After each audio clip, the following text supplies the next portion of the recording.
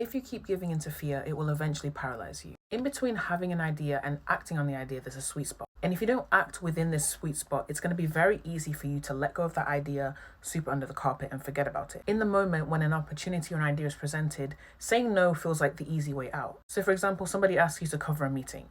You might say no because it's outside of your comfort zone, you've never done it before, and you just don't want to do it. You might be like, oh my gosh, thank God I don't have to do that. Like, I can just sit on the sidelines and not have to worry. But as this compounds, you become more and more paralyzed with fear. Think of fear as a weight. Anytime you say no, you are exchanging a opportunity for growth for a weight. And the more you say no, the heavier that you get with fear. Now, the more you give into this, saying no does not just become your first resort, but it becomes a way of living. You no longer try things that are going to challenge you. You no longer push yourself. You become stagnant. But the same is true for when you choose to go outside of your comfort zone and do something that scares you. This time you are exchanging the unwillingness to learn and grow, and you're almost giving away that weight, and you feel lighter every time you do something that is, outside of your comfort zone or cause you to grow. And many times you feel so much better about yourself because you realize it was not as hard as you thought, or you learned so much about yourself. One thing that I'm learning is that there's so much opportunity for growth in action. With action comes clarity, with action comes opportunities, with action comes growth. But inaction can cause you to lose confidence in your ability and also just feel stagnant.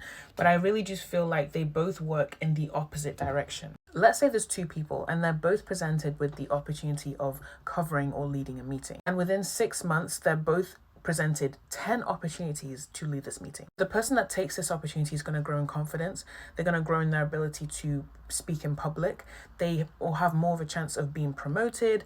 Their name is going to be in rooms because they've put themselves forward, and that can help to advance in wherever they want to go. But the person that doesn't take these opportunities is going to lose their confidence. They're going to sit back and just become very complacent. You have to take it one step at a time, and you have to put yourself in opportunities that will cause you to take that weight off bit by bit. But it does require intentionality, and for you to say, look, I'm going to have to do something that scares me every day, or else I am going to become complacent. In 1 John 4 verse 18, it says, perfect love casts out all fear. It doesn't just pick up the fear and kicks it to the side, but it completely casts out the fear, meaning that love and fear cannot coexist. At the end of the verse, it says that he that feareth has not been perfected in love. Being perfected and maturing in love is a process. The same way that fear does not just disappear overnight.